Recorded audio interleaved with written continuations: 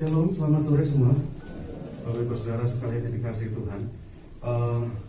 Kita akan mulai aja, tapi mulai ibadah ini ada sedikit yang berbeda karena anak-anak muda mempersiapkan tayangan video untuk kita memulai ibadah kita, sedikit memberikan gambaran mengenai tema setiap bulannya. Jadi nanti ini sebuah bentuk kreasi mereka. Jadi kita berharap bisa konsisten ya teman-teman pemuda ya. Jadi nanti setiap tema bulanan kita ada sedikit gambaran apa yang mau kita bicarakan. Sedikit terlambat sebenarnya karena harusnya dari awal bulan, cuman karena tim multimedia baru terbentuk kemarin hari Jumat sehingga mereka memulainya saat ini.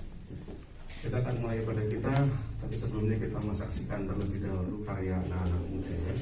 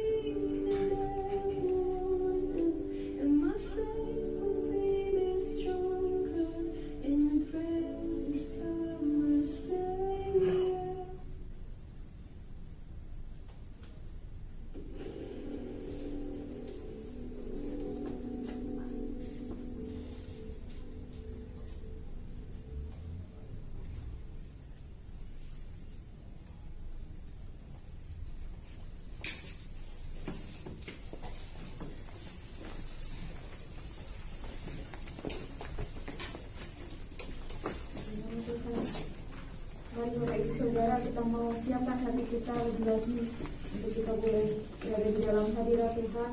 Kita mau memuji, menyembah, kita mau mengagungkan nama Tuhan. Sebab Tuhan Allah yang maha besar, sebab Tuhan besar dan Tuhan yang layak untuk dipuji. Terima kasih Tuhan Yesus untuk hari ini Tuhan. Kami siap untuk memuji, memuliakan nama Tuhan.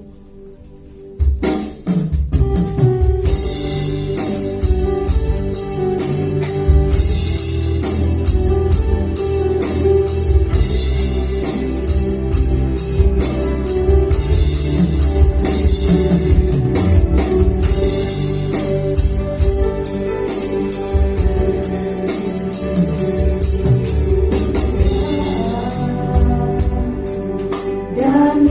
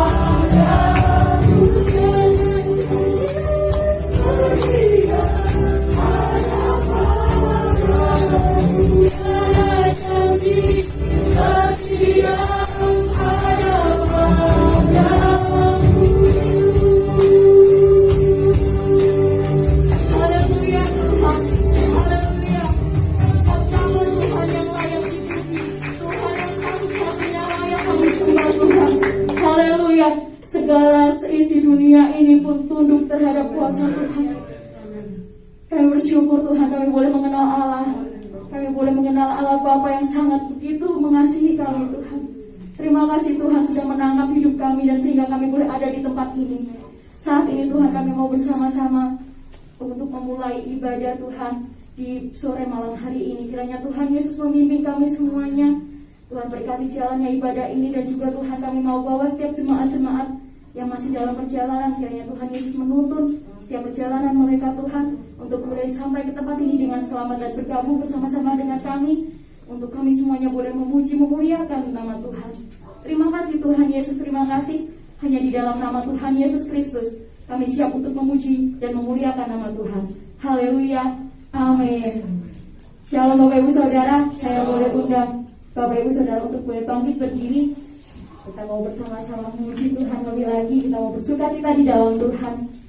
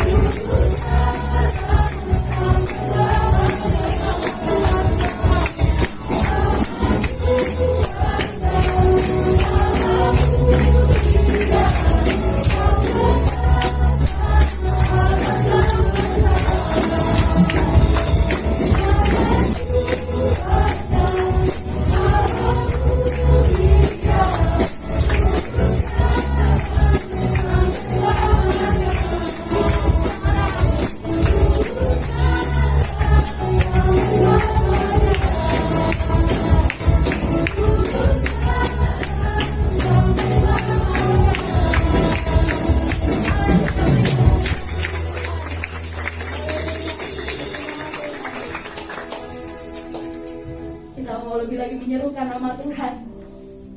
Sebab Tuhan kita maha besar, Tuhan kita maha kuasa. Haleluya.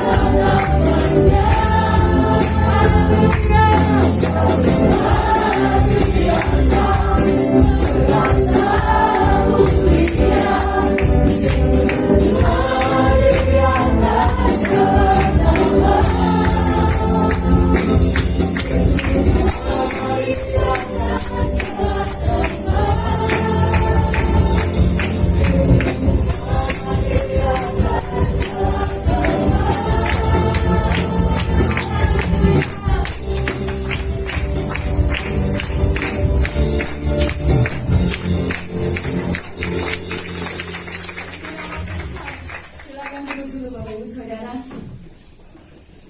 Haleluya, sungguh luar biasa Tuhan Yesus kita.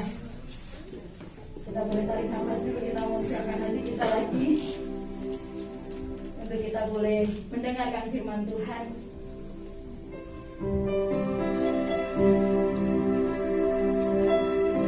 Ketika kehidupan mungkin membuat kita merasa lemah, tapi ingat masih ada satu tangan yang selalu mengangkat dan menggendong kita, yaitu Tuhan Yesus Kristus. Bersama dengan Tuhan, Tuhan akan membawa kita jauh lebih tinggi daripada masalah kita. Amin.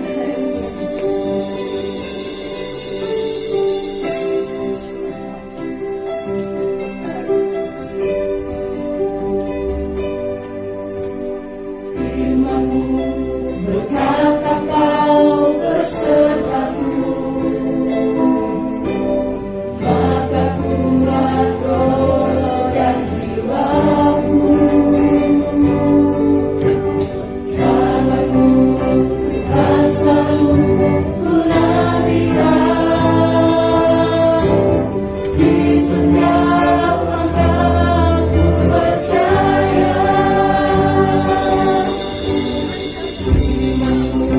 Berkata Kau bersertaku, maka kuat roh dan jiwaku. Tangan-Mu Tuhan selalu ku nantikan, di setiap langkah ku percaya.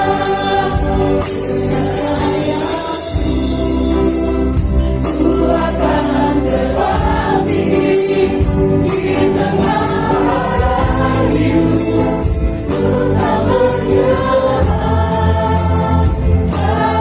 Kekuatan dan perlindungan bagiku,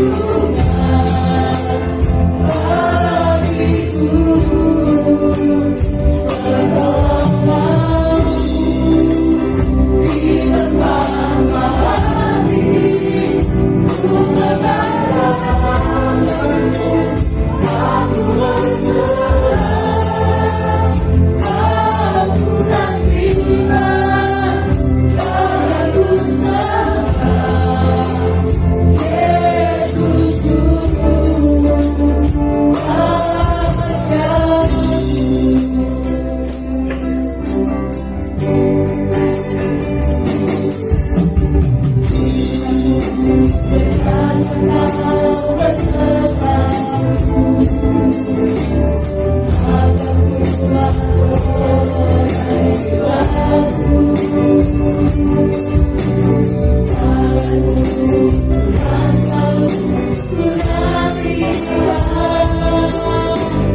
di setiap langkah ku percaya. Ku akan terlatih di tengah hidup, ku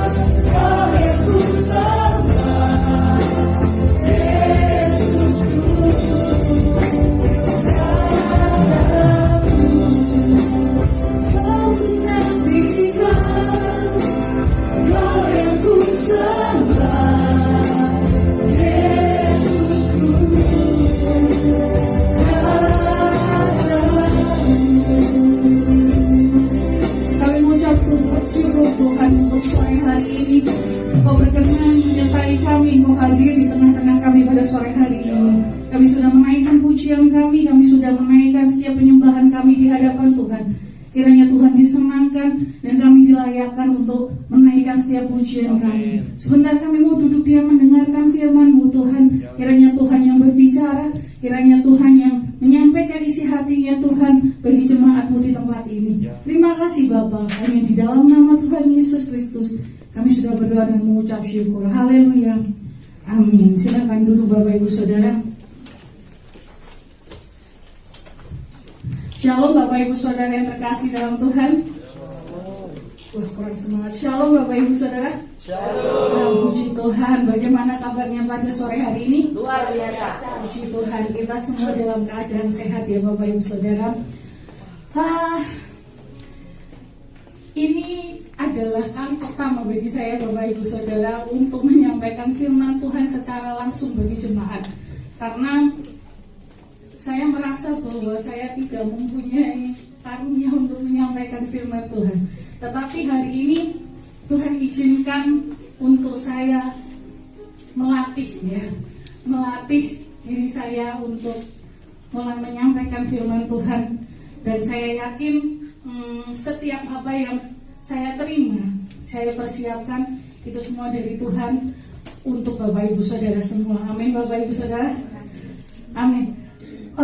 Bulan ini kita memiliki tema, MCC selalu mempunyai tema dalam setiap bulannya Bapak Ibu Saudara, dan setiap minggunya itu selalu berangkaian dengan tema yang sama, sehingga kerinduan kami, kerinduan gembala kami, yaitu kita bisa memahami firman Tuhan secara mendalam, secara utuh, sehingga kita menerima firman Tuhan itu tidak setengah-setengah, tidak salah, tetapi kita boleh semakin mendalami firman Tuhan. Dan bulan ini adalah temanya Kristus adalah pengharapan. Kita mau review dulu Bapak Ibu Saudara. Untuk minggu yang pertama kita belajar. Yang pertama adalah latar belakang dari surat Roma. Bulan ini kita menggunakan ayat nas di Roma 15 ayat yang ke-13, di mana latar belakang dari surat Roma ini adalah jemaat Roma ini tidak didirikan secara langsung oleh Rasul Paulus, tetapi kemungkinan didirikan oleh orang-orang yang bertobat ketika hari Pentakosta terjadi. Jadi ini tidak langsung dari Rasul Paulus, tetapi dari petobat-petobat yang bertobat pada hari Pentakosta. Di jemaat di Roma ini terdiri dari dua golongan Bapak Ibu Saudara. Yang pertama, golongan orang Yahudi yang percaya kepada Tuhan, dan golongan orang bukan Yahudi yang percaya kepada Tuhan.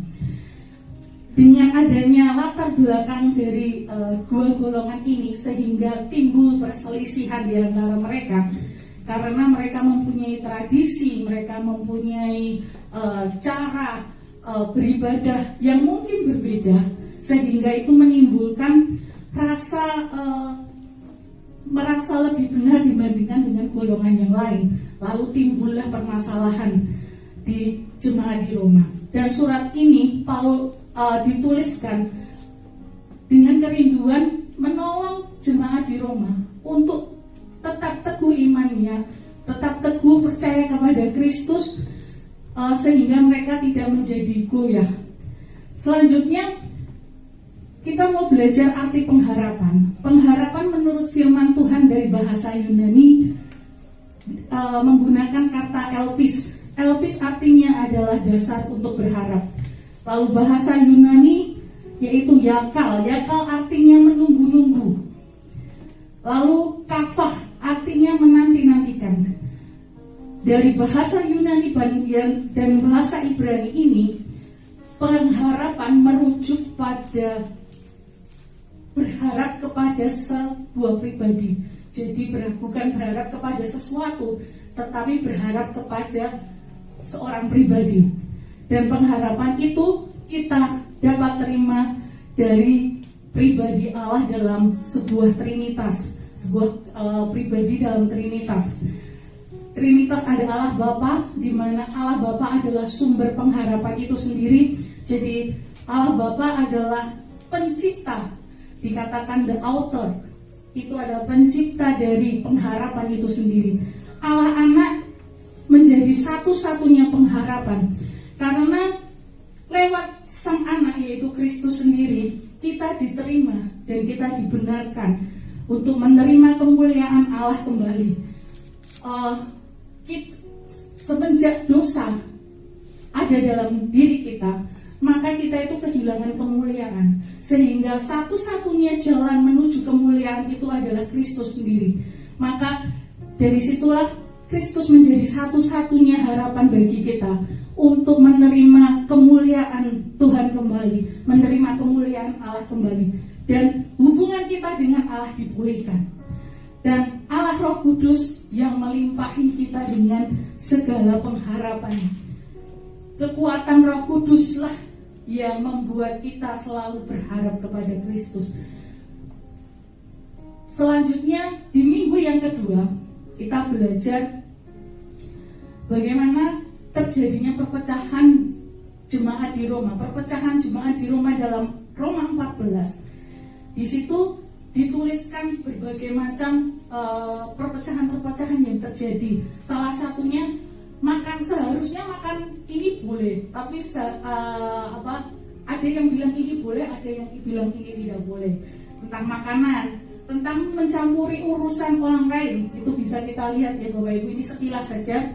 Terus tentang hari tertentu, ini seperti saya tadi katakan bahwa karena memiliki tradisi atau latar belakang yang berbeda, sehingga pemahamannya atau apa yang dilakukan pun juga berbeda. Dan kecenderungan dari perpecahan jemaat ini adalah tadi merasa paling benar. Menurut saya merasa paling benar ini adalah perasaan yang mengkhawatirkan Bapak Ibu Saudara, karena ketika kita merasa paling benar, tidak ada celah bagi kita untuk menerima masukan dari orang lain, sehingga kita tidak bisa menerima masukan, menerima kritik dari orang lain, sehingga tidak ada sesuatu yang bisa masuk dalam hati kita karena kita merasa benar. Dan apa yang harus kita lakukan? Mari kita mau sadari, yang pertama kita mau sadari bahwa kita adalah sesama yang membutuhkan pengharapan. Baik orang Yahudi yang percaya Kristus maupun orang non-Yahudi yang percaya Kristus, sama-sama membutuhkan Kristus sebagai pengharapan. Jadi seharusnya tidak ada perselisihan yang terjadi. Lalu ingat, kesombongan rohani adalah pertentangan dengan Allah. Lalu selanjutnya saling menguatkan dalam pengharapan. Nah, minggu kedua kita belajar lebih mendalam tentang saling menguatkan dalam pengharapan. Perhatikan bagaimana kita harus saling menguatkan dalam pengharapan. Yang pertama, terimalah yang lemah imannya. Menerima di sini berarti menggandeng tangan untuk memimpin. Menerima yang lemah berarti kita bersedia untuk memimpin saudara kita yang lemah. Karena orang yang lemah pun perlu untuk dituntun untuk menjadi kuat. Lalu tanggunglah kelemahan orang yang tidak kuat. Dalam Roma 5 ayat yang pertama dikatakan ada kata wajib. Wajib artinya berhutang. Berhutang dalam pengertian saya Bapak Ibu Saudara, ketika kita sudah kuat, kita itu melewati yang namanya lemah, betul tidak? Kita hari ini kuat, tapi sebelumnya kita adalah orang yang lemah. Kita juga dituntun, dibimbing oleh seseorang untuk menjadi kuat, sehingga kita itu berhutang kepada orang-orang yang lemah untuk memimpin mereka, untuk mendampingi mereka menjadi kuat. Kalau setiap orang mempunyai pemikiran seperti itu, maka setiap kita akan menjadi kuat. Setiap orang setiap pribadi akan menjadi kuat karena kita saling menuntun, saling membimbing, saling menggandeng untuk membawa seseorang menjadi lebih kuat. Lalu yang ketiga, rukunlah karena ini kehendak Allah. Jadi ketika ada perselisihan di antara kita, di antara komunitas kita, yang kita ingat satu, Bapak Ibu Saudara, rukun itu adalah yang dikehendaki Allah. Berarti tidak rukun itu yang tidak disukai oleh Allah. Kita sebagai anak-anak Tuhan mau melakukan kehendak Allah atau melakukan kehendak diri kita sendiri. Kita sebagai anak-anak Tuhan harus melakukan kehendak Allah. Jadi sebisa mungkin kita melakukan yang terbaik untuk menciptakan kerukunan. Mari kita sama-sama lakukan itu dalam kehidupan kita, sehingga kerukunan dalam satu komunitas itu akan terus terjaga. Nah, hari ini kita mau belajar tentang dari kesengsaraan terbit pengharapan. Bapak Ibu Saudara, balik lagi, ini pertama, ini adalah first time buat saya. Jadi kalau nanti gratulan kata-katanya nggak karu-karuan, mohon dimaklumi ya.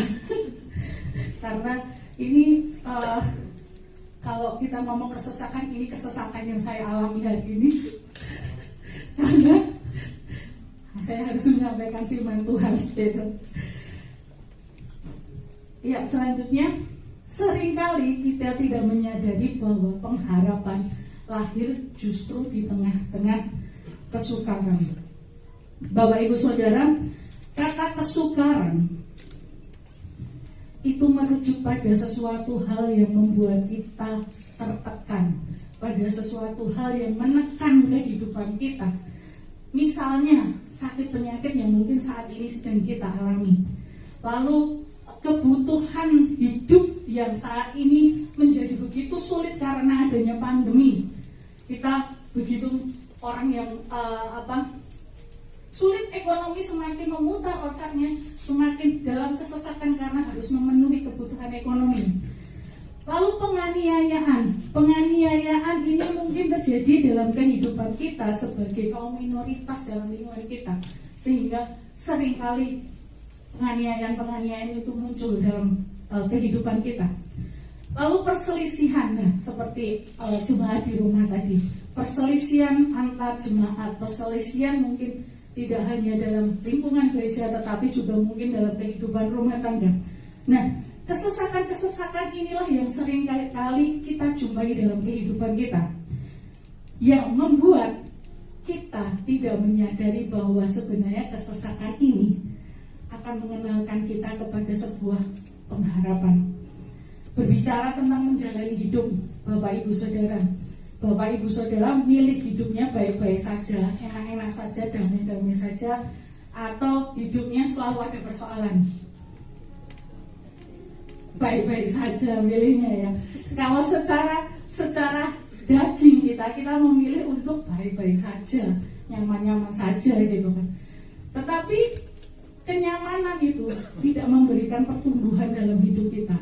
Kenyamanan itu tidak mengenalkan kita kepada pengharapan. Ibaratnya Bapak Ibu Saudara, kita akan menghargai semangkok nasi ketika kita pernah merasakan kelaparan. Iya nggak Bapak Ibu Saudara? Kadang anak-anak muda yang cewek-cewek itu saya nggak habis gitu, nggak habis disingkirin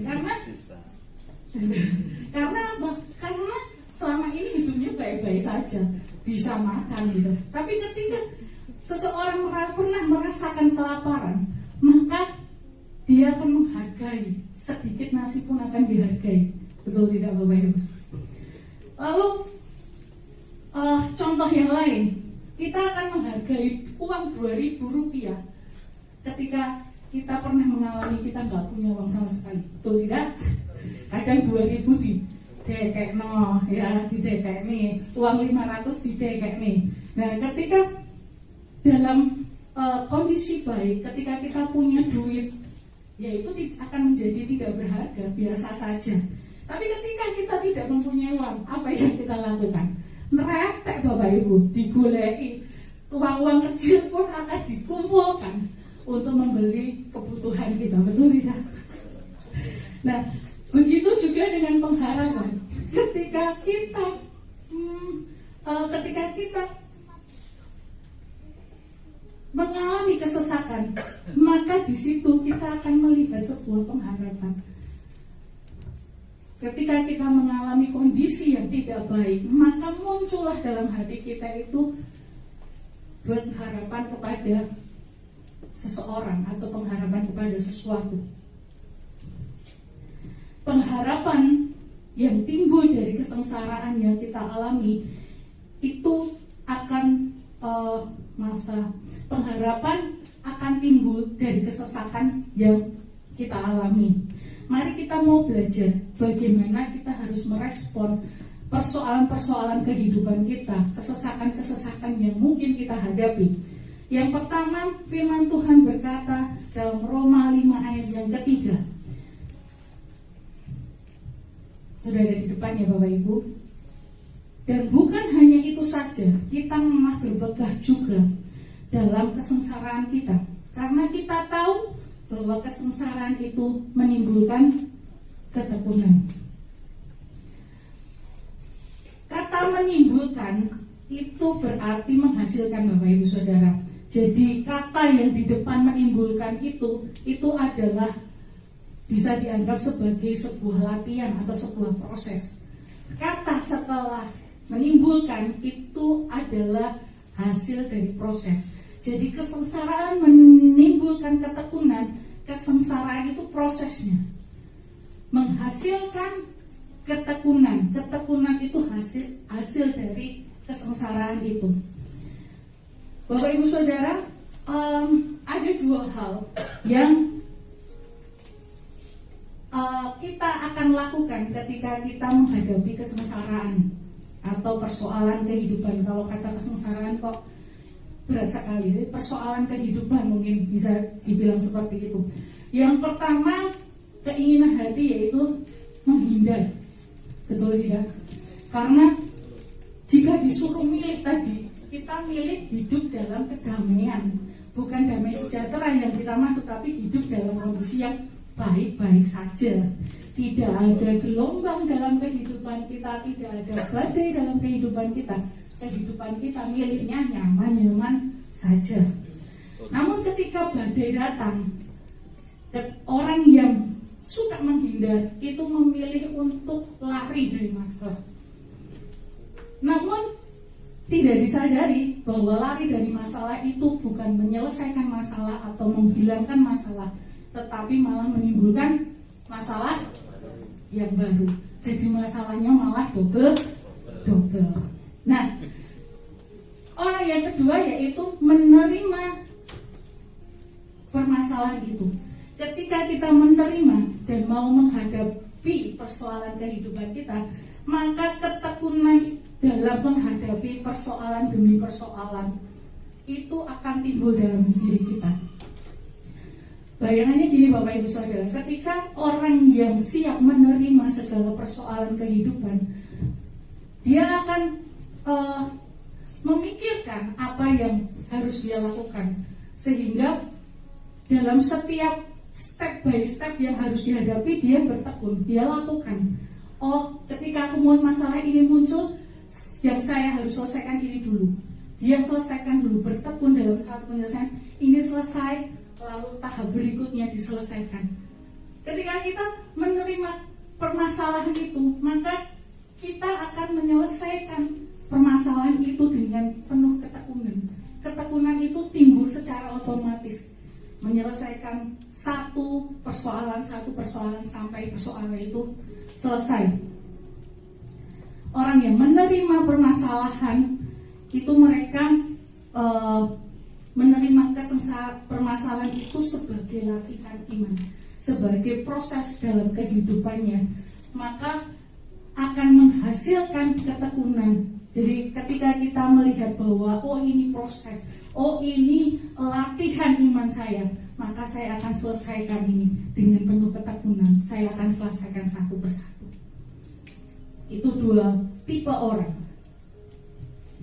Kasih Allah yang bekerja dalam kesengsaraan menghasilkan ketekunan. Sebenarnya bukan kesengsaraan itu yang menghasilkan ketekunan Bapak Ibu Saudara. Karena kalau kita melihat kesengsaraan hanya kesengsaraannya saja, maka yang kita bayangkan apa? Keputusasaan. Ketika kita melihat hanya persoalannya saja, maka yang ada dalam pikiran kita, aduh, keluh kesah. Kita menjadi putus asa, gak ada jalan pikiran kita seperti itu. Tetapi ketika kasih Allah bekerja dalam kesengsaraan kita, maka itulah yang menimbulkan ketekunan. Jadi kasih Allah yang memampukan kita memandang kesengsaraan itu sebagai sebuah latihan dalam kehidupan kita, dan kita akan melakukannya dengan penuh ketekunan. Jadi dari sini kita belajar Bapak Ibu Saudara, bahwa jangan kita pandang kesengsaraan hanya dalam satu sisi saja, tapi mari kita pandang persoalan-persoalan kehidupan kita sebagai suatu latihan yang menimbulkan, yang menghasilkan ketekunan dalam diri kita, dalam hidup kita. Yang kedua, ketekunan menimbulkan tahan uji. Dalam Roma 5 ayat yang keempat, kita baca sampai separuh ya. Dan ketekunan menimbulkan tahan uji. Tahan uji menurut Kamus Bahasa Indonesia, benar ya, Kamus Besar. Tahan uji menurut Kamus Besar Bahasa Indonesia memiliki arti terbukti mutunya atau berani diuji. Ketika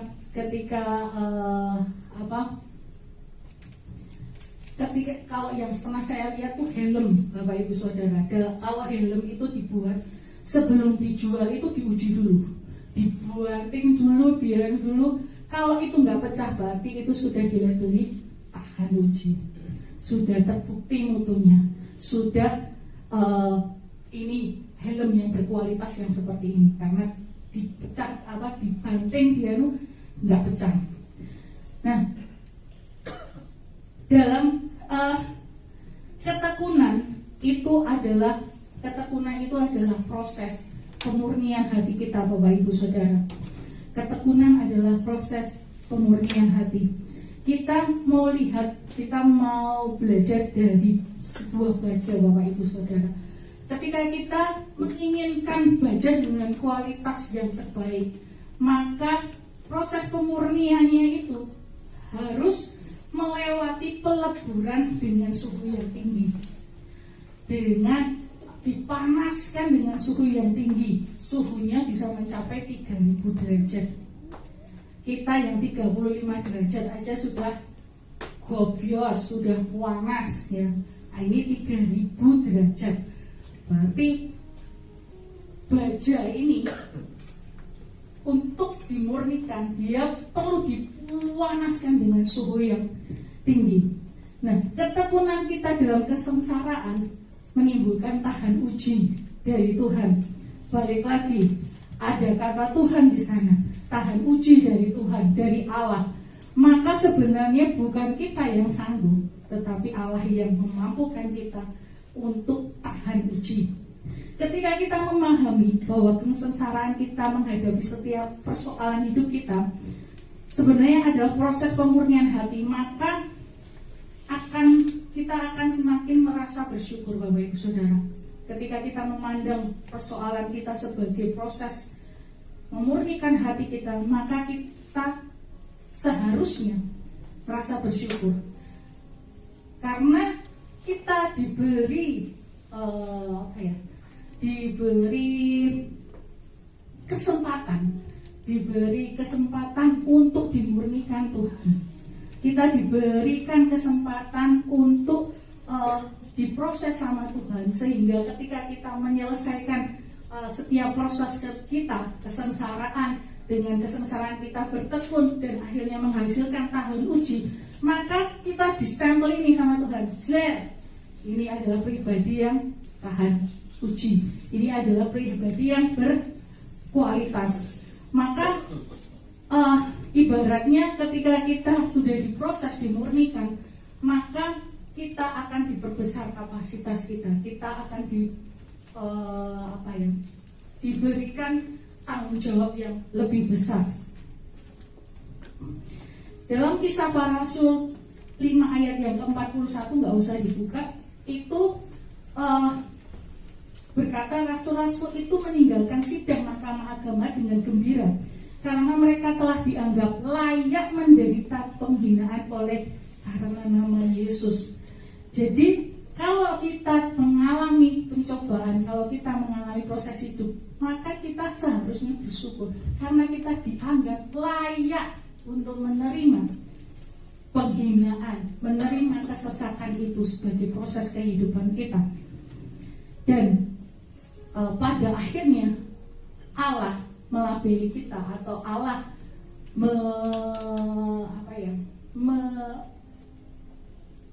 menjadikan atau melabeli kita sebagai pribadi yang tahan uji lagi. Kalau ini teman-teman yang sedang cari kerja nih, teman-teman yang sedang cari kerja, kalau kita mau masuk dalam sebuah perusahaan, bekerja dalam sebuah perusahaan, maka kita akan melewati ujian ya Bapak Ibu. Kita akan melewati interview. Nah, semakin besar dan baik perusahaannya, memiliki nama baik yang besar perusahaannya, maka interviewnya pun akan semakin susah. Prosesnya pun akan panjang, melewati interview 1, 2, 3, 4 gitu. Ketika kita sudah melewatinya dan dinyatakan lulus ujian, maka kita mendapatkan fasilitas dari perusahaan tersebut. Betul ya Bapak Ibu? Jadi kalau perusahaannya besar, perusahaannya bagus, maka fasilitasnya pun juga akan bagus. Kalau kita diterima mungkin di bank BCA, wah itu suatu hal yang wow gitu kan. Karena susah masuknya gitu. Mungkin gajinya sama tapi tunjangannya beda gitu. Mungkin gajinya sama tapi nanti pensiunnya beda. Pensiunnya lebih besar gitu. Nah, semakin bagus perusahaannya, maka rewardnya pun semakin baik gitu. Begitu juga dengan kesengsaraan dalam diri kita, dalam kehidupan kita yang kita alami. Semakin besar kesengsaraan kita, maka ketahanan uji yang kita terima semakin besar. Maka kita pun akan mendapatkan level tahan uji dengan level yang lebih tinggi. Seperti Ayub Bapak Ibu Saudara, Ayub itu adalah orang yang sukim blekedu, ibaratnya seperti itu. Tetapi Tuhan izinkan mengalami proses yang awalnya sukim blekedu, ibaratnya sekarang jadi gembel Bapak Ibu Saudara. Gak punya rumah, gak punya apa-apa, gak punya siapa-siapa. Ayub itu orangnya saleh, sudah saleh tapi diproses sama Tuhan. Diizinkan proses itu terjadi dalam kehidupannya. Yang semula punya apa-apa, sekarang tidak punya apa-apa. Di tengah-tengah masa ketekunannya melewati setiap proses kesengsaraan itu, ujian pun datang buat Ayub dari istrinya, dari sahabat-sahabatnya. Namun sampai akhir Ayub bukan malah menghujat atau mengeluh sama Tuhan, atau bukan lagi Ayub meninggalkan Tuhan, tetapi di situ Ayub malah melihat kuasa Tuhan itu begitu luar biasa dalam kehidupannya. Kekuasaan Tuhan itu begitu hebat dalam kehidupannya, sehingga Ayub bisa melewati itu, dan Ayub dilabeli sebagai salah satu anak Tuhan yang tahan uji. Sampai akhir Ayub dikenal kesalehannya setelah melewati segala problem dalam kehidupannya. Ketekunan kita dalam menghadapi persoalan-persoalan hidup menimbulkan tahan uji yang dari Allah. Memurnikan kita, memurnikan hati kita sehingga kita memiliki kualitas hidup yang baik. Masuk dalam kualifikasinya Allah, masuk dalam standarnya Allah. Itu tujuan dari kesesakan-kesesakan yang kita terima. Lalu selanjutnya, yang ketiga, Masih dalam Roma 5 ayat yang keempat, dan tahan uji menimbulkan pengharapan. Dari proses kesengsaraan yang kita terima Bapak Ibu Saudara, maka menghasilkan ketekunan. Kita bertekun menyelesaikannya. Dari proses ketekunan menghasilkan tahan uji. Kita menerima label sebagai pribadi yang tahan uji, yang berkualitas, yang sudah terbukti mutunya. Nah, dalam proses itu, dalam proses yang proses kehidupan yang berjalan itu, persoalan-persoalan yang berjalan, ketika kita bertekun dan kita dilabeli tahan uji, maka ini lahirlah pengharapan. Maka pengharapan itu muncul dalam hati kita, muncul dalam hidup kita. Semakin besar kesengsaraan, kita akan semakin mengenal pengharapan. Maaf, yang pertama, pengharapan adalah hasil akhir dari prosesnya tadi. Kesengsaraan, ketekunan, tahan uji, hasil akhirnya itu adalah pengharapan. Semakin besar kesengsaraan kita akan semakin mengenal pengharapan itu. Seperti tadi, kalau kita tidak mengalami susahnya kehidupan, maka kita tidak akan menghargai uang, walaupun itu kecil. Sama, ketika kita tidak mengalami kesesakan, maka kita nggak akan mengenal tuh yang namanya pengharapan. Kita mau belajar dari Rasul Paulus, Bapak Ibu Saudara. Rasul Paulus ini juga setelah mengalami pertobatan dan dibimbing oleh para rasul dan nabi-nabi yang lain, Rasul Paulus ini melayani Tuhan. Di tengah pelayanannya, di tengah kesibukannya melayani Tuhan, Rasul Paulus ini juga mengalami penganiayaan karena Rasul Paulus mengikut Kristus, baik dari orang Yahudi maupun orang Roma. Kalau yang namanya masuk penjara itu sudah bolak-balik bagi Rasul Paulus. Yang namanya mengalami sesat, dipukul, dihajar di penjara itu sudah biasa, sudah sering diterima. Dalam kehidupannya sehari-hari mengalami lapar, mengalami kedinginan pun juga sudah pernah dirasakannya. Banyak penderitaan yang Rasul Paulus alami, tetapi tidak membuat Rasul Paulus menjadi lemah dalam melayani, tetapi semakin kuat karena Rasul Paulus tahu bahwa dalam kesesakannya itu, dalam penderitaannya itu, pengharapan itu muncul dalam hatinya, pengharapan kepada sebuah pribadi. Kita sudah belajar di minggu yang pertama bahwa pengharapan itu tidak merujuk kepada sesuatu hal, tetapi merujuk kepada siapa? Pada sebuah pribadi yang kita kenal dalam Trinitas, yaitu tadi Allah Bapa, Allah Anak, dan Allah Roh Kudus. Allah Bapa sebagai pencipta kebenaran, pengharapan itu sendiri, Allah Anak sebagai satu-satunya pengharapan itu, dan Allah Roh Kudus yang melimpahi kita dengan pengharapan. Pengharapan di dalam Allah tidak mengecewakan. Slide selanjutnya.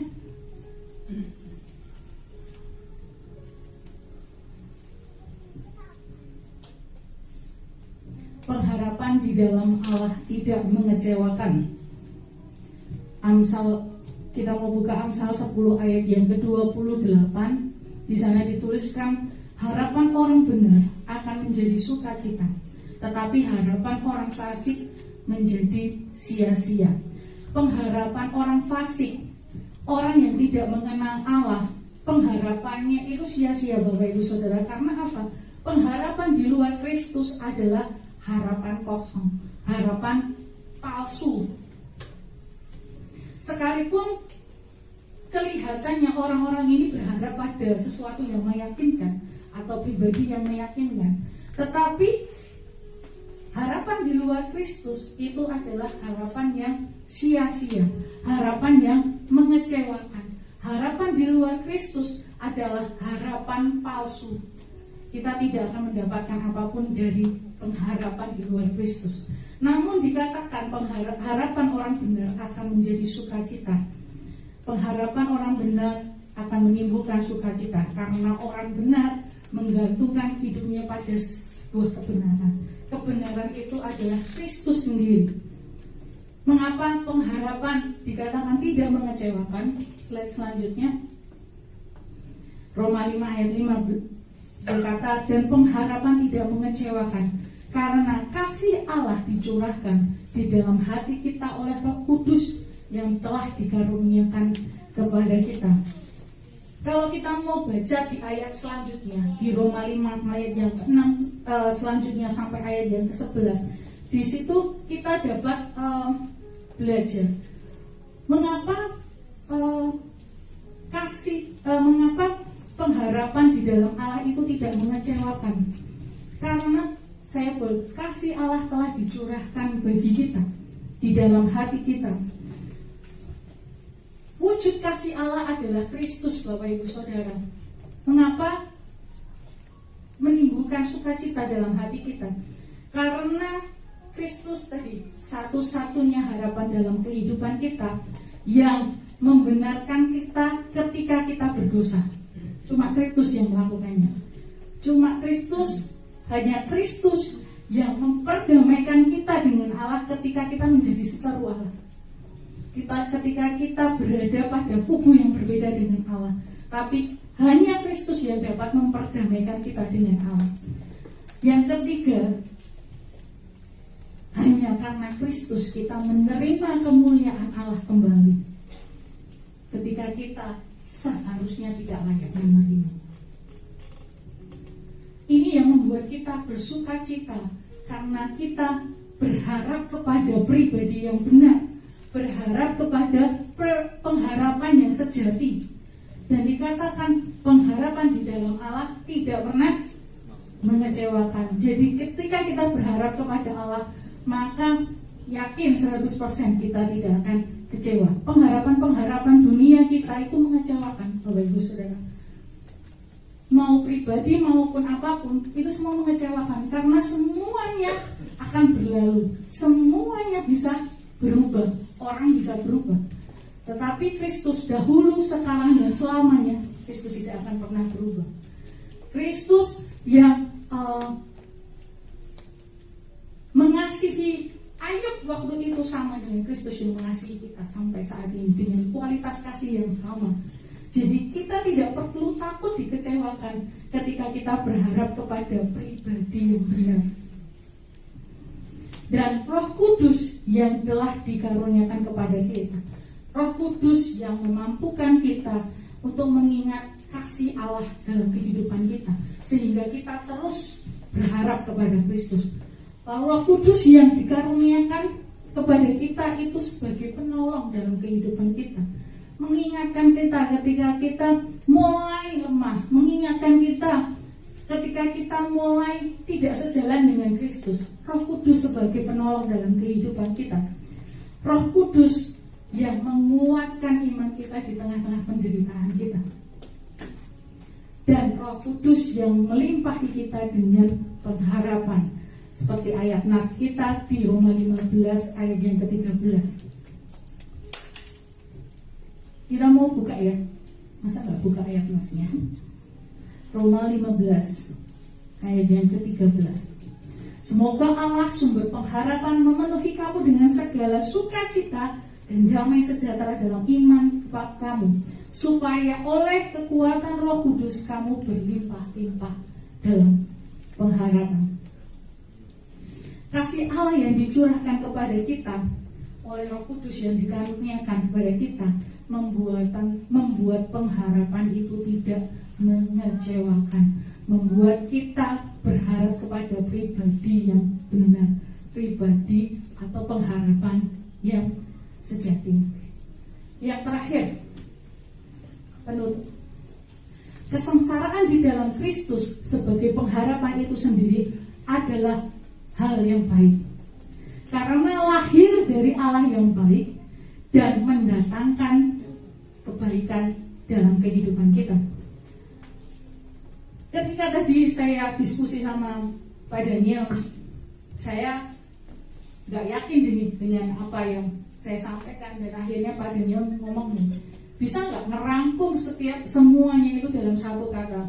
Terus saya ngomong ini, direvisi sedikit, dan akhirnya muncullah ini. Dalam bayangan saya, kesengsaraan yang kita alami itu mendatangkan kebaikan dalam kehidupan kita ketika kasih Kristus ada di dalamnya. Ketika kita memahami bahwa itu Tuhan izinkan terjadi dalam kehidupan kita, maka itu mendatangkan kebaikan dalam kehidupan kita. Karena pencobaan kita atau persoalan hidup yang kita sedang alami ini, sedang hadapi ini adalah berasal dari Allah. Karena Allah izinkan itu terjadi dalam kehidupan kita, dan kita meyakini bahwa mendatangkan kebaikan dalam kehidupan kita, membuat kualitas hidup kita menjadi baik, membuat kita menjadi pribadi yang bermutu, yang berkualitas. Dalam Roma 8 ayat 28 berkata, kita tahu sekarang bahwa Allah turut bekerja dalam segala sesuatu untuk mendatangkan kebaikan bagi mereka yang mengasihi Dia, yaitu bagi mereka yang terpanggil sesuai dengan rencana Allah. Terakhir Bapak Ibu Saudara, saya mau sedikit kesaksian. Saya pernah mengalami masa di mana Tuhan proses saya begitu luar biasa Bapak Ibu Saudara, yang membuat saya merasakan bahwa pengharapan-pengharapan yang sebelumnya saya andalkan, bahwa pengharapan-pengharapan yang sebelumnya saya gantungkan itu hancur semua. Persoalan ini membuat saya melihat bahwa pengharapan Milo yang saya andalkan ini Tuhan hancurkan semua satu persatu, sehingga yang timbul dalam hati saya adalah kekecewaan bagi mereka. Tapi dalam proses itu Tuhan tanamkan satu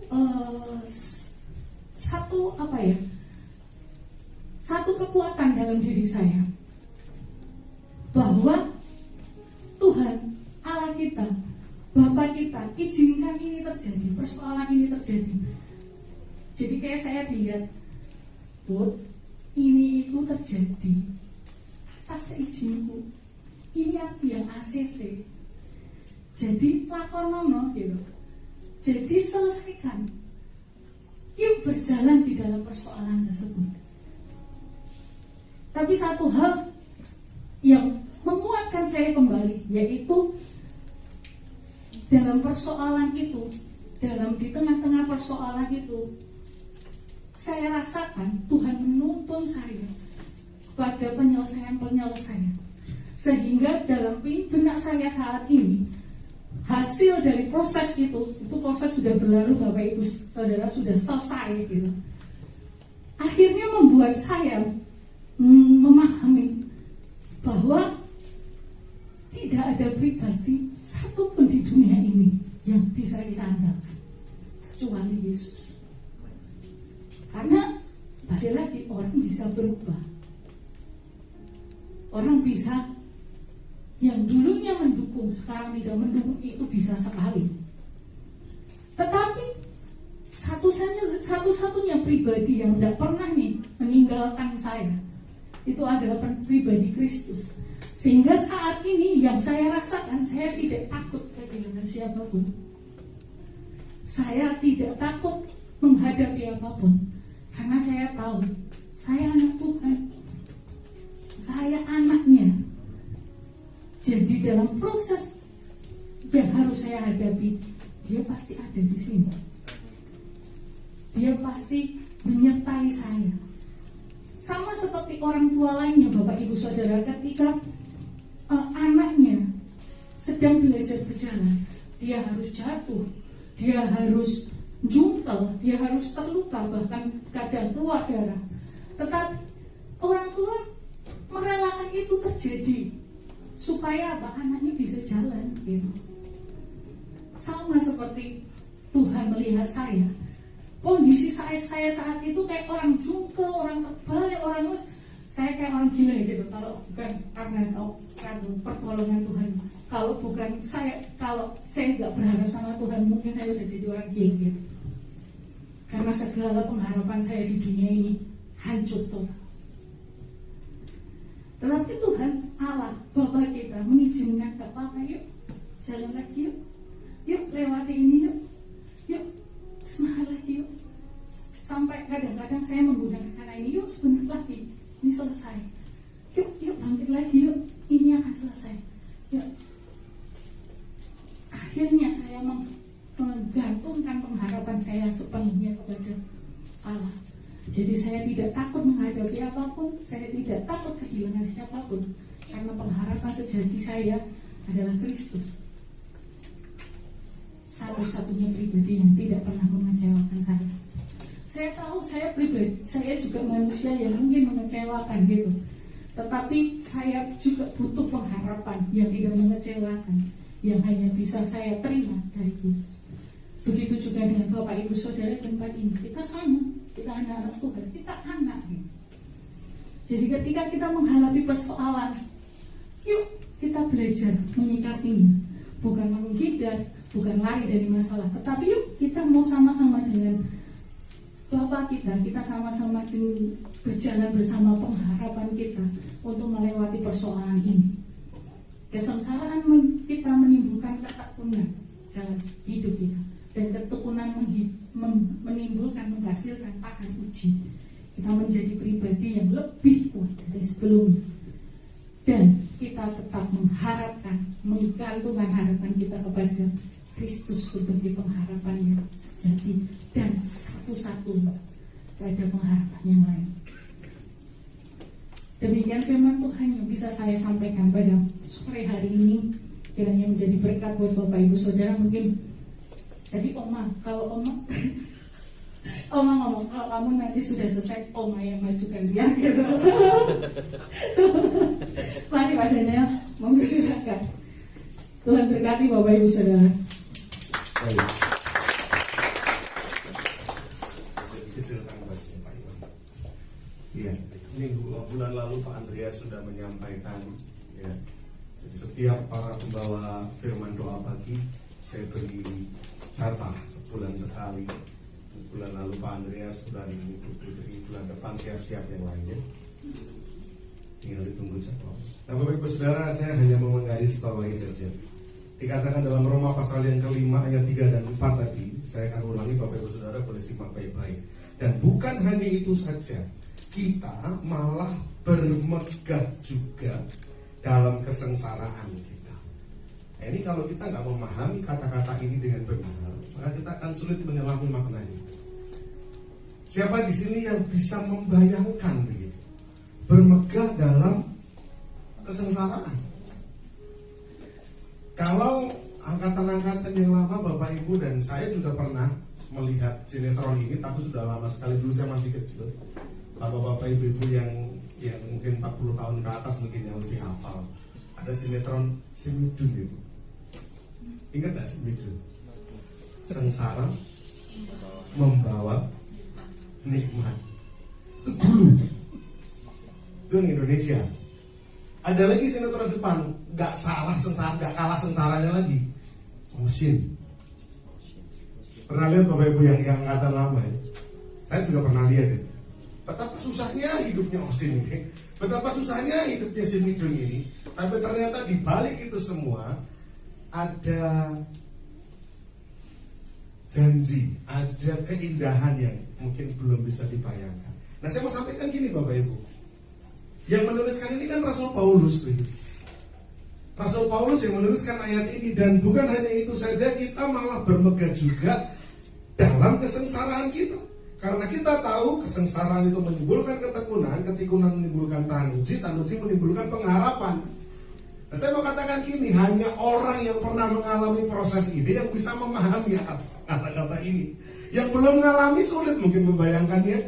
Tapi yang sudah pernah mengalami ini, dalam konteks ini Rasul Paulus, dia bisa menuliskan dengan jelas. Kesengsaraan menimbulkan ketekunan menimbulkan tahan uji menimbulkan pengharapan. Beberapa waktu lalu saya lihat video di TikTok. Ada seorang anak kecil, mungkin segini tingginya, orang Chinese, anak kecil di Cina sana, atlet pingpong. Mungkin Bapak Saudara yang pernah lihat videonya.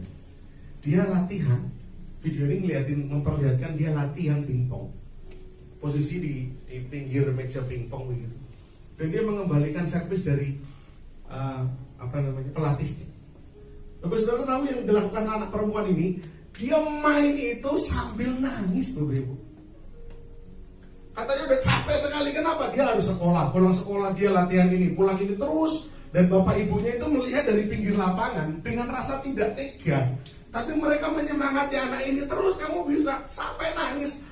Dia lihat tengok ke bapaknya, Pak udah, enggak kamu bisa. Dipaksa lagi, pingpong lagi, nangis. Pelatihnya terus memberikan itu, kenapa? Pelatihnya pernah ngalami, betul? Tahan kesengsaraanmu dengan ketekunan. Teruslah tekun sampai kamu tahan uji, yang tadi dibilang sama Bu Putri, tahan banting. Betul-betul mengembalikan smash itu mungkin sudah ratusan ribu kali anak ini mengembalikan servis dari gurunya, dari pelatihnya. Terus sampai menimbulkan pengharapan. Saya mau tanya sama Bapak Saudara, semakin banyak servis yang dikembalikan sama anak ini, ribuan kali, puluhan ribu kali, ratusan ribu kali, makin besar kemungkinan dia menang atau makin kecil kemungkinan dia menang? Makin besar kemungkinan dia menang. Rasul Paulus dia pernah mengalami, sangat pernah mengalami, Bapak Ibu Saudara. Rasul Paulus itu bukan orang yang sembarangan. Saya mau bacakan ayat 2 Korintus 12 ayat 9-10. Bapak Ibu Saudara boleh perhatikan baik-baik. Bahasanya boleh dikecilkan dikit Pak Yohan. Ini terlalu menggebu-gebu ya, bubu-bubu ya. 2 Korintus 12 ayat 9-10. Tetapi jawab Tuhan kepadaku, cukuplah kasih karuniaku bagimu, sebab justru dalam kelemahanlah kuasaku menjadi sempurna. Sebab itu terlebih suka aku bermegah atas kelemahanku, kata Rasul Paulus, supaya kuasa Kristus turun menaungi aku. Karena itu, perhatikan, karena itu aku senang dan rela di dalam kelemahan, di dalam siksaan, di dalam kesukaran, di dalam penganiayaan dan kesesakan oleh karena Kristus. Sebab jika aku lemah, maka aku kuat. Kata kuncinya di dalam Kristus. Kelemahan di dalam Kristus, siksaan dalam Kristus, kesukaran dalam Kristus, penganiayaan dalam Kristus, kesesakan dalam Kristus. Ketika Kristus mengizinkan itu terjadi dalam hidup kita, harusnya kita bersyukur. Karena justru di saat-saat itulah kekuatan Kristus paling kelihatan nyata. Ini Mas Vincent, duduknya depan, taruh HP-nya. Duduknya depan, biasanya duduk belakang gitu. Bapak Ibu Saudara, apakah Bapak Ibu Saudara tahu apa yang akan terjadi 5 menit akan datang? Ada yang tahu 5 menit akan datang akan jadi apa? Gak ada ya? Gak ada yang tahu ya? Anggaplah ini adalah perjalanan waktu kehidupan kita. Anggapnya sini Mas. Waduh sana juga boleh deh. Oke, sana juga boleh. Anggaplah ke depan adalah perjalanan waktu kehidupan kita. Nah kalau dia melihat berarti tahu nggak? Tahu. Padahal apakah kita tahu ke depan akan ada apa? Berarti harus ditutup ya. Dong, tutup dong. Kan biar kan nggak tahu. Atau tutup mata apa ya boleh? Merem. Sama sekali nggak boleh lihat ya. Nah, karena tidak tahu ke depan ada apa, betul? Kalau saya membuka mata saya tahu di depan ada apa, tapi manusia tidak akan pernah tahu depan ada apa. Udah gitu, pada hidup datang silih berganti, ya kan? Itu mata. Kita dikacaukan, kita nggak bisa mengenali arah lagi. Oke? Kita nggak tahu 5 menit akan datang apa, terjadi apa, nggak tahu. Oke? Sudah?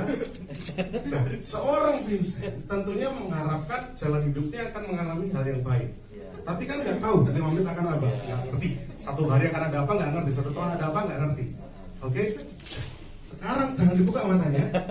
Jangan dibuka matanya. Jangan dibuka matanya. Pusing. Vincent menjalankan kehidupannya dalam keadaan seperti ini. Silahkan jalan Mas Vincent. Ya. Nah, inilah yang terjadi. Paling hanya mengharapkan moga-moga kaki saya nggak kena kursi, nggak kena mimbar, nggak natap Bu Putri, nggak kena kamera.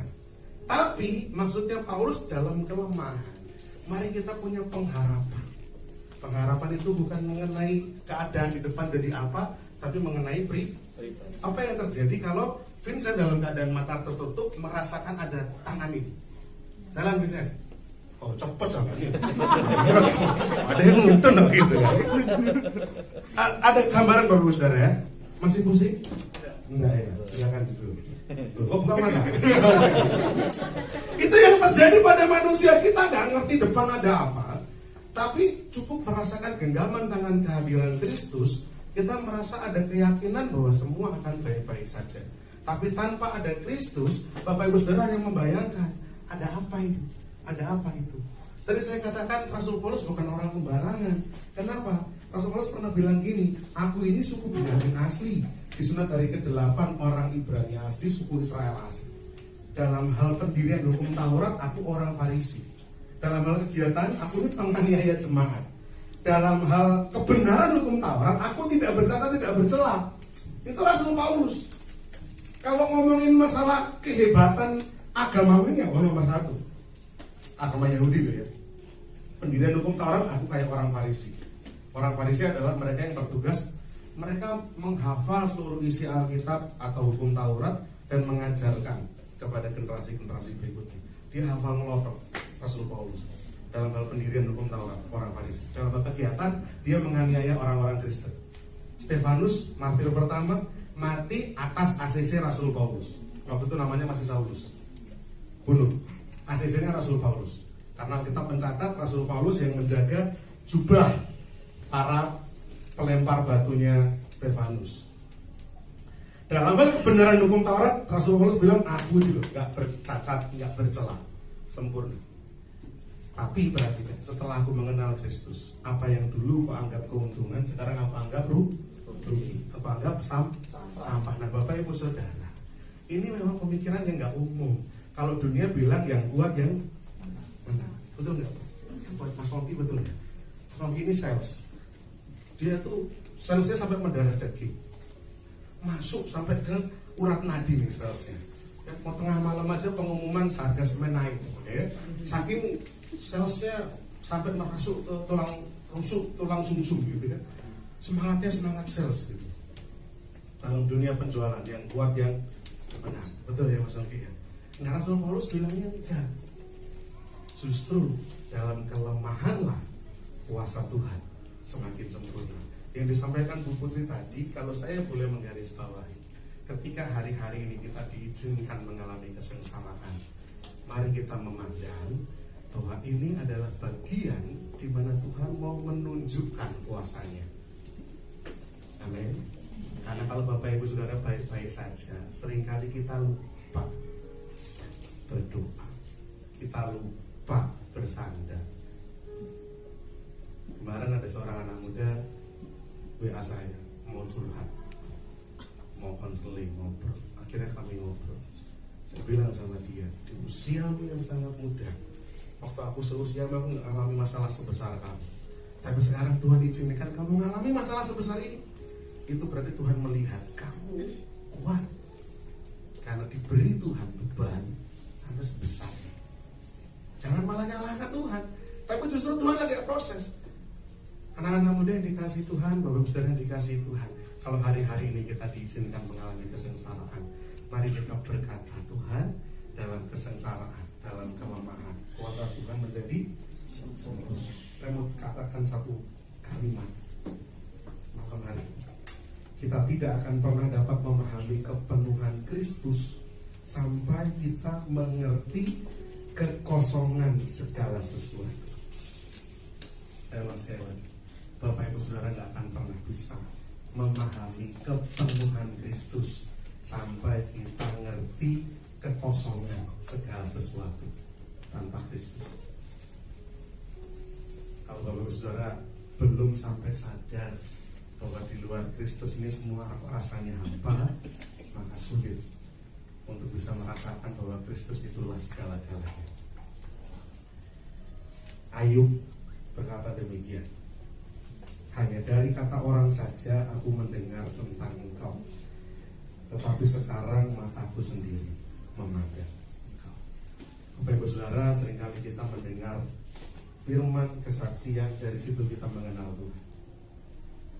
Tapi sekarang Bapak Ibu Saudara bisa melihat sendiri lewat kesengsaraan, kesulitan yang Bapak Ibu Saudara alami. Karena di saat-saat seperti itulah justru kuasa Tuhan bekerja. Saya mengenal teman saya yang namanya Mas Pandu ini udah lama. Orang muncul di belakang sana. Beberapa hari yang lalu penyakit jantungnya kambuh. Saya sudah ingatkan dia berkali-kali, ayo periksa, cek lab, cek tensi. Tapi dikandani ngeyel. Yang namanya Daniel saya, tapi yang dikandani ngeyel sana. Ya. Katanya Daniel itu kan artinya dikandani ngeyel. Enggak mau. Apa saya juga kontak, ayo Mas Pandu, tak temenin. Malah makin nggak mau. Badannya gede segitu tapi sama serum suntik takut, takut. Tapi saya percaya hari-hari ini dia lagi diproses Tuhan, bahwa ternyata orang sekuat setegar yang namanya Mas Pandu, kok Tuhan izinkan ada penyakit jantung, punya jantung. Bapak Ibu Saudara punya jantung? Ya. Ternyata gak ada yang ngantuk ya. Siapa tahu ada yang jawab gak punya, terus melakukan gopo, nganggo baterai. Semua kita punya jantung, tapi beliau jantungnya bermasalah. Saya sampaikan Bapak Ibu Saudara, kita lihat proses Tuhan yang terjadi dalam kehidupan Mas. Bahwa di dalam kesengsaraannya, dalam kesulitannya, tinggal di rumah cuma sendirian. Berkali-kali ngomong sama saya nggak bisa pernah tidur cepat. Tidurnya itu jam 2 pagi, jam 3 pagi waktu itu. Kemarin retret sama anak-anak muda, jam setengah 10, jam 10 udah tidur. Udah gitu ngoroi buantar diri. Yang lain jadi nggak bisa tidur. Tapi di situ saya melihat, oh, ternyata orang ini kesepian. Di rumah nggak ada temen, kumpul retret seneng. Saya masak ke pirang-pirang, saya ngancani pirang-pirang ya Mas Pandu. Tapi hari-hari ini Tuhan lagi proses dia. Yang namanya mau Mas Gilang lah, mau Daniel atau Mas Lila siapapun mungkin bisa mengisi kekosongan, tapi cuma sementara Mas Tuhan. Yang bisa menemani bahkan membuat rasa tentram dalam hati hanya Kristus. Dan setiap kita pasti akan melalui proses itu. Tawaran dari saya malam hari ini tinggal kita mau nggak menggandengkan Tuhan. Saya bersyukur Bapak Ibu Saudara ada di tempat ini. Dan saya rindu juga bisa belajar banyak dari Bapak Ibu Saudara lewat pengalaman-pengalaman dan kesaksian-kesaksian. Satu hal yang kita mau pegang malam hari ini, kesengsaraan apapun, kelemahan apapun, kesulitan apapun yang Tuhan sedang izinkan terjadi, kesempatan untuk kita makin kenal sama Tuhan, kesempatan untuk kita merasakan kuasanya Tuhan. Mari kita tunduk depan. Yang musik boleh maju ke depan. Silakan naikkan duduk siang. Yesus pegang alat kami.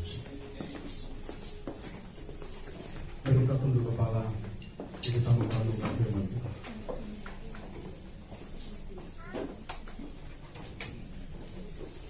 Secara manusia kami sulit memahami makna kesengsaraan menimbulkan ketekunan. Ketekunan menimbulkan tangan uji. Tangan uji menimbulkan penghalang. Karena dunia mengenal yang kuatlah yang menang. Mereka yang hebatlah yang akan bertahan. Tapi justru firman Tuhan malam hari ini mengajarkan kami sebaliknya. Dalam kelemahanlah kuasa Tuhan dinyatakan dan sempurna. Dalam kesengsaraan kamilah kami bisa mengenal pribadi dan kuasa Tuhan. Oleh karena itu Tuhan malam hari ini kuatkan dan teguhkan hati kami. Kalau hari-hari ini Tuhan izinkan kami melewati lembah kekelaman, lembah bayang-bayang maut, kami percaya ini bukan hukuman bagi kami, tapi ini adalah sebuah kesempatan untuk kami semakin mengenal, untuk kami semakin mengenal pribadi Tuhan dengan kuasa kasih dan pertolongan. Oleh karena itu Tuhan malam hari ini kami menyerukan, pegang erat tangan kami, jangan lepaskan tangan kami, karena kami perlu kami butuh. Terima kasih Bapak. Kita renungkan pujian ini dan kita nyanyikan bersama-sama. Ku hidup karena anugerah. Terima kasih.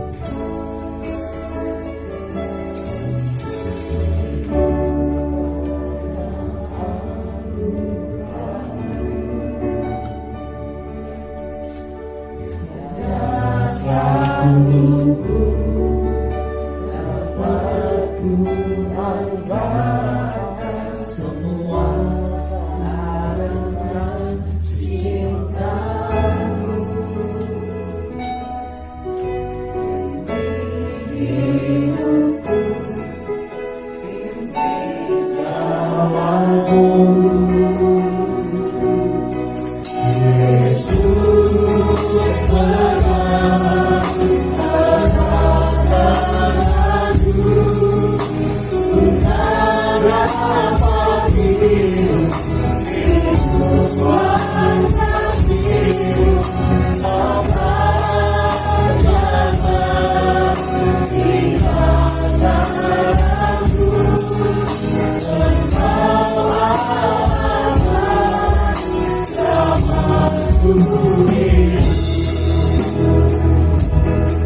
Kita masih berdiri sama-sama.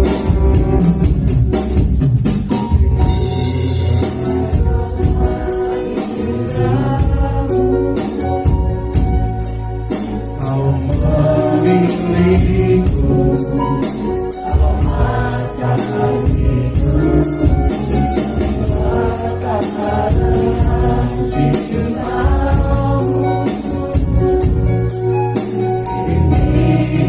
Hidupku pimpin jalanku, Yesus pegang erat aku, ku sayang hatimu, Tuhan kasihmu, Tuhan jangan tinggalkan aku, Engkau alasan selamaku hidup.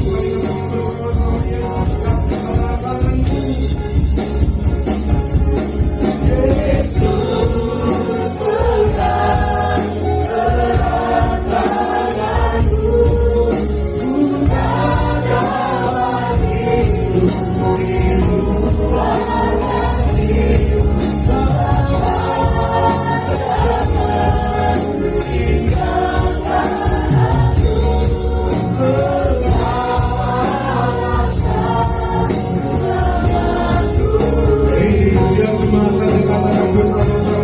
Yesus,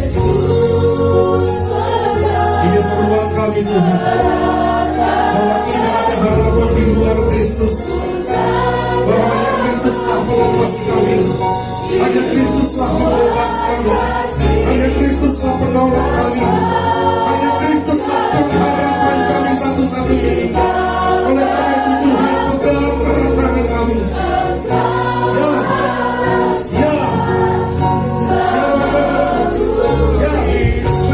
Bersama-sama Yesus pegang erat tanganku, Yesus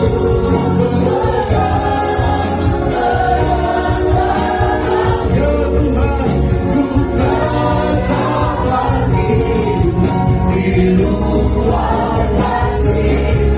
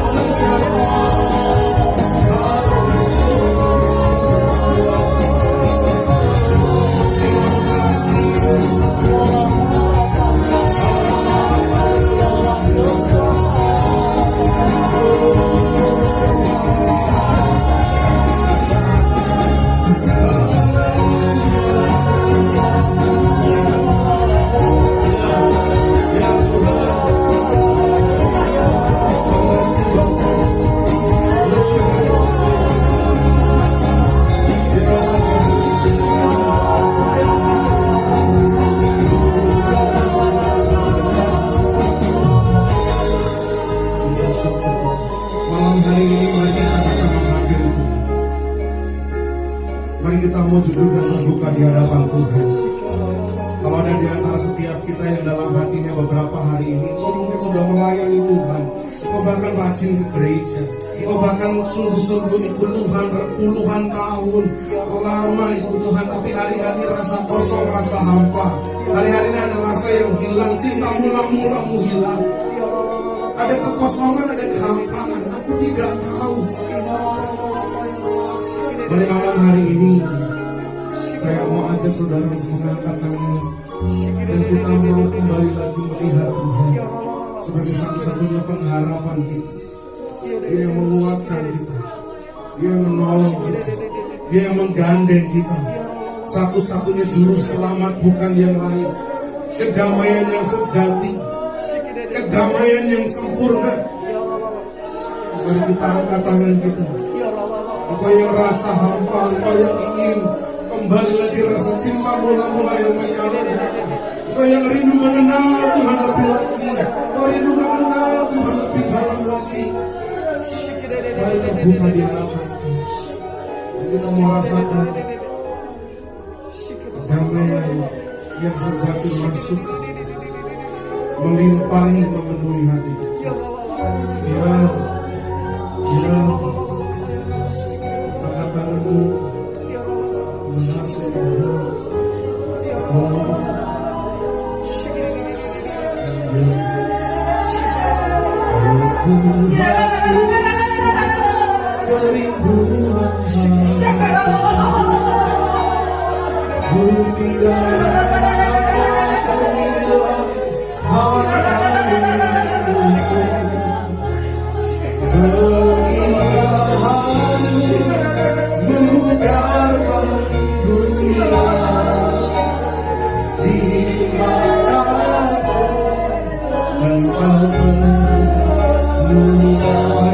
Pujian ini bersama.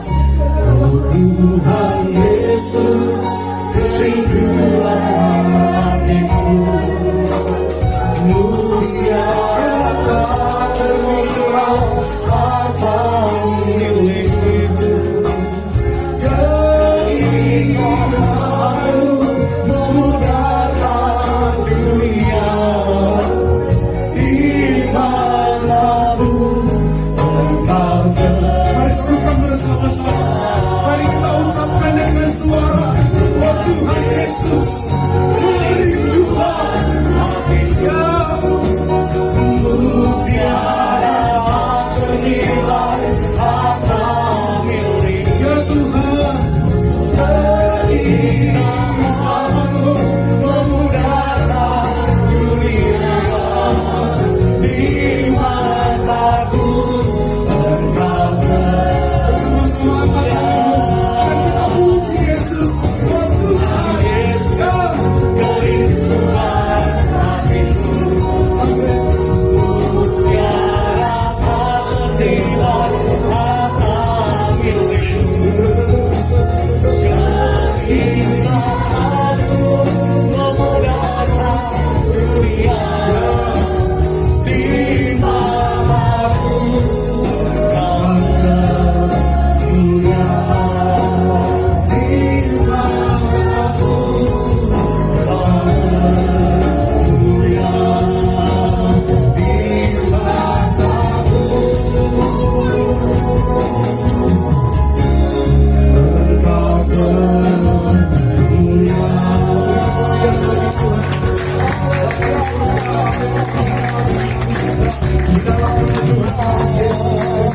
Keindahan dunia tidak ada satupun yang bisa menyamai daripada kasih-Mu Tuhan. Keindahan dunia, kehebatan dunia, kemilau harta, kejayaan dunia, tidak ada satupun yang bisa melampaui kilaunya, indahnya cinta yang Tuhan sudah berikan bagi kami.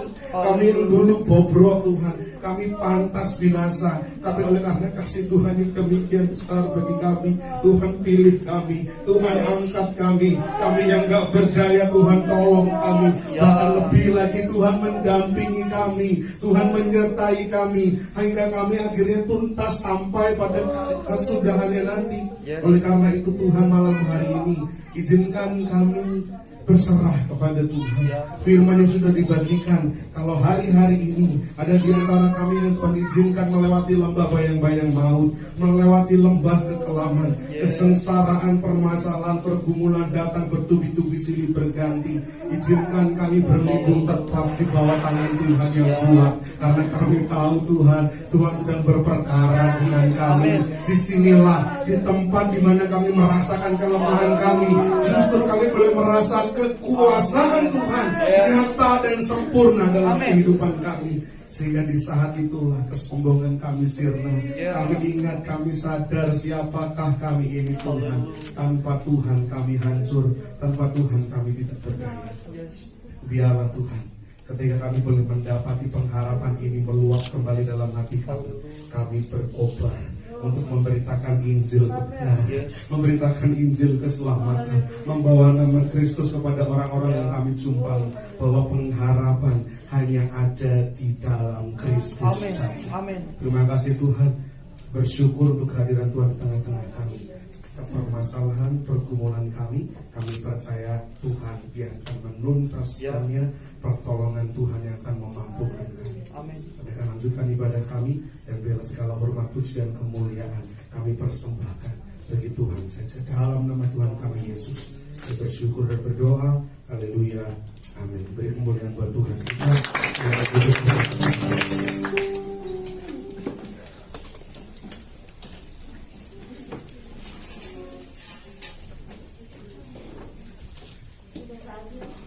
Sudah saatnya untuk kita boleh mempersiapkan persembahan.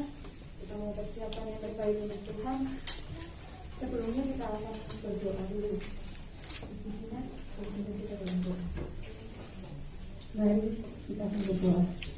Bapa, kami mengucap syukur kepada Tuhan, penyertaan Tuhan hingga kami ada di tempat ini. Kami sudah beribadah Tuhan, kami sudah memuji memuliakan nama-Mu, sudah mendengarkan sedikit kebenaran dari firman-Mu Tuhan. Kami sangat terberkati. Juga saatnya kami akan memberikan sedikit dari apa yang kami miliki Tuhan, kiranya bisa menjadi berkat dan juga memajukan pekerjaan Tuhan di gereja kami. Tuhan, terima kasih, terpuji nama-Mu Tuhan. Hanya di dalam nama Tuhan Yesus Kristus kami sudah berdoa dan mengucap syukur. Haleluya, amin. Kita menunjukkan jalan hidup orang benar.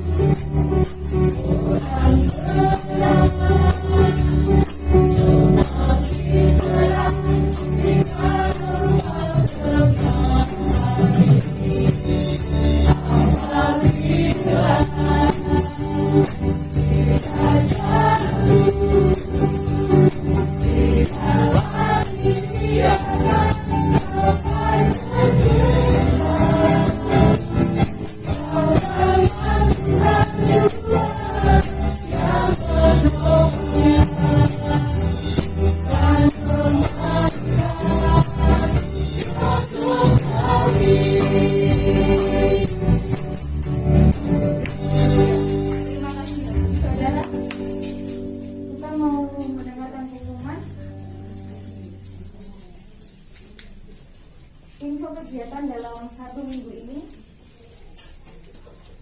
Setiap pagi hari pukul 5, pada pukul 5 pagi ada video streaming. Ada video streaming untuk doa pagi. Bisa Bapak Ibu akses melalui channel YouTube-nya MCC.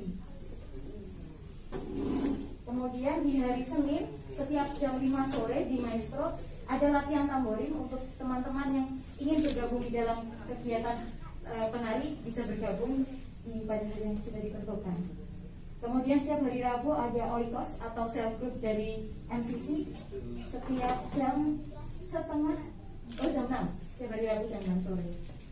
Kemudian ada latihan musik dan pujian untuk pelayanan di hari Minggunya pada setiap hari Kamis jam 6:30 di Maestro juga. Kemudian hari Jumat ada menara doa kota setiap jam 6 sore di Hotel Haris. Bagi Bapak Ibu boleh bergabung.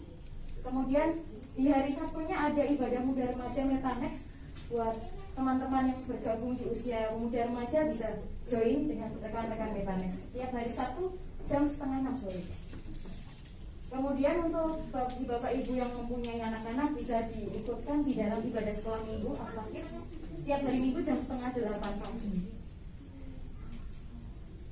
Ya, untuk ibadah raya MCC seperti biasa di hari Minggu jam 5 sore di tempat ini lagi. Kemudian untuk laporan keuangan dalam minggu ini, saldo per 3 Juli tahun 2022 terkumpul sebesar Rp9.953.000. Pemasukannya pada tanggal 10 Juli 2022 ada persembahan sebesar Rp898.000 dan pengeluaran pada tanggal 10 Juli untuk sewa tempat sebesar Rp800.000. Jadi saldo per 10 Juli kemarin ada Rp10.051.000. Oke, terima kasih. Untuk lengkapnya Bapak Ibu Saudara mengenai laporan keuangan, nanti Bapak Ibu Saudara bisa membaca di warta jemaat yang akan dibagikan nanti ya Mas Adris di luar. Jadi Mas Adris sudah memperbanyak, ada sekitar 50-an, harusnya semua bisa dapat satu orang satu. Di situ ada laporan keuangan, sudah ada jadwal ibadah ya, supaya Bapak Ibu Saudara bisa melihat, karena kami mau pelayanan ini menjadi pelayanan yang transparan dan memberkati banyak orang. Baik, saya lihat ada beberapa yang baru pertama hadir bersama dengan Ibu Ayani ya. Panggilan Bu Ayani, Bu Ayani ya Bu ya? Terserah Bu ya, siap. Bu Ayani membawa beberapa rekan, boleh bangkit berdiri. Juga teman dari Kak Lisa ya, Kak Yohanes, boleh bangkit berdiri supaya rekan-rekan bisa tahu yang memperhatikan. Terima kasih Ibu, Kakak ya, Kakak juga belakang, Mas, Mbak. Silakan duduk kembali dan semoga pelayanan kami berkenan menjadi berkat buat Kakak ya, Mas, Mbak, dan Ibu semua.